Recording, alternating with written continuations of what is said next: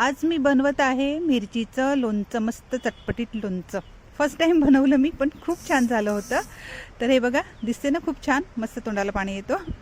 तर काय झालं माहिती आहे का, आमच्या अहोंना एक ठिकाणी बोलावलं होतं, म्हणजे त्यांच्या मित्राच्या वाडीमध्ये. त्यांची काय मोटर खराब झाली होती म्हणे, पाण्याची मोटर खराब झाली, तर म्हणे तू येऊन चेक करून जा. तर अहो गेले आणि त्यांची काय मोटर नीट करून दिली. पाण्याच्या मोटारीचा काय प्रॉब्लेम झाला होता. तर त्यांनी मग ह्या मिरच्या दिल्या, त्यांच्या वाडीतल्या एकदम फ्रेश ताजा मिरच्या दिल्या.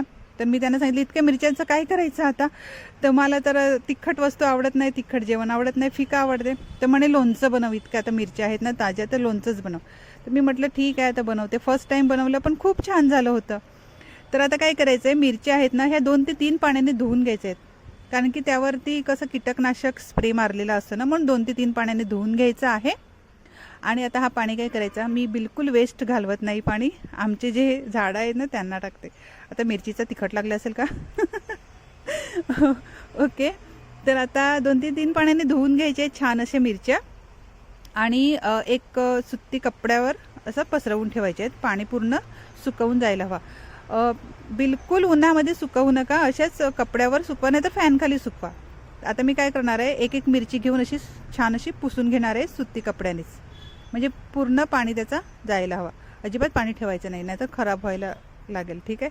आणि आता हे माझं दुसरं काम गृहिणींना किती कामं असतात, एका कामामध्ये दुसरं, दुसऱ्यामध्ये तिसरं.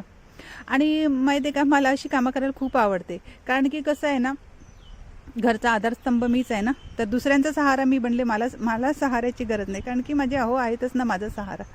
तर मी दुसऱ्यांचा सहारा बनले ना, म्हणजे घराचा आधारस्तंभ म्हणजे गृहिणीच असते ना. आणि ह्या गोष्टीचा आम्हाला सर्वांना अभिमान आहे, ज्या गृहिणी आहेत ना त्यांना. ओके, तर येऊया आपल्या रेसिपीवर.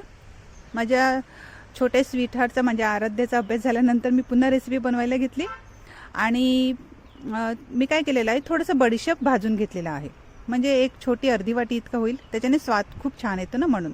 आणि आता काय करायचं, ह्या मिरच्याची देठं आहेत ना, हे सर्व काढून घ्यायचे आहेत आणि आतमधून कट करून घ्यायचे आहेत, आतमधून चिरून घ्यायचे आहेत. तुम्ही कशासुद्धा चिरू शकतात, चाकूने नाहीतर विळीने, कशाने सुद्धा. मला हे थोडंसं बेटर वाटलं कैचीने, म्हणून मी कैचीने अशा आतमधून चिरून घेतलेले आहेत. थोडासा उशीर लागतो, म्हणजे अर्धा तास लागला मला. आणि कसं आहे, पटकन म्हणजे डोळ्यामिळ्यात उडायची भीती असते ना, म्हणून जरा थोडंसं कंटाळा आलेला, पण काय करणार, अर्धा तास लागला मला. आणि हे बघा, छान अशा मस्त आतमधून कट झालेले आहेत. आता कोण मुझसे पंगा नाही लेगा, कारण की माझे मिरचीचे हात झाले होते ना. ओके, तर आता काय करायचं, हा भाजलेला बडीशेप आहे ना तो वाटून घ्यायचा आहे, छान अशी पावडर करून घ्यायची आहे. थोडंसं म्हणजे मी अर्धी वाटी इतका घेतला असेल बडीशेप, आणि आता ह्याची पावडर करून घ्यायची आहे. ठीक आहे. तर आता पावडर करून झालेली आहे. खूप छान मस्त स्मेल येत होता. आता आपण लोणचं बनवायला घेऊया. खूप एकदम इझी रेसिपी आहे, जास्त काही लागत नाही, फटाफट होते. फक्त मिरच्या आतमधून कट करायलाच टाईम लागतो तेवढाच. Okay, sorry.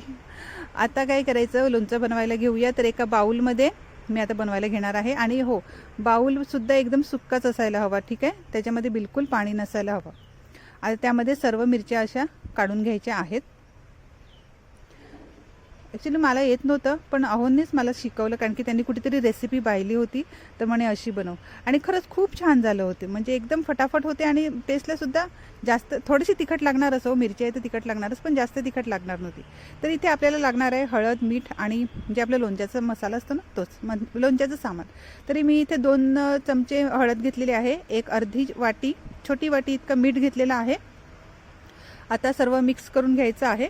आणि इथे मी कश्मीरी मिरची पावडर ॲड करणार आहे. तिखट मिरची पावडर बिलकुल ॲड करू नका, कारण की मिरचीसुद्धा तिखट, आणि तिखट लाल पावडर जर तुम्ही ॲड केली तर ते जास्तच तिखट होणार, हाय मिरची होणार. म्हणून मी इथे कश्मीरी मिरची पावडर ॲड केलेली आहे. आणि ही आहे राई डाळ, एक वाटी, एक छोटी वाटी इतकी राई डाळ मी घेतलेली आहे. छान असं मिक्स करून घ्यायचं आहे. आणि हा मेथी दाणा जे येते ना मार्केटमध्ये, मेथी दाणा पावडर, मेथीची पावडर नाही, ही मेथी दाणाच, तरी थोडीच ॲड करायची आहे. ठीक आहे, जास्त ॲड करायचे नाही तर कडवटपणा येईल. आणि आता मिरचीचा तिखटपणा घालवण्यासाठी आपल्याला ॲड करायचे आहेत लिंबूचा रस. तर अहोंनीच आणून दिलं होतं सगळं सामान, कारण की त्यांनी रेसिपी पाहिली होती. तर इथे 2 लिंबूचा रस मी ॲड करणार आहे.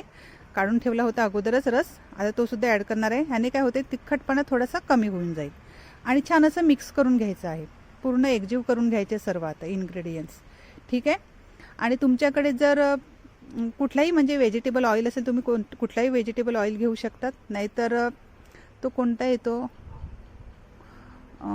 कोणता ऑइल येतो ना, लोणच्याचा ऑइल, तो तुम्ही ॲड करू शकतात. हां, राईचं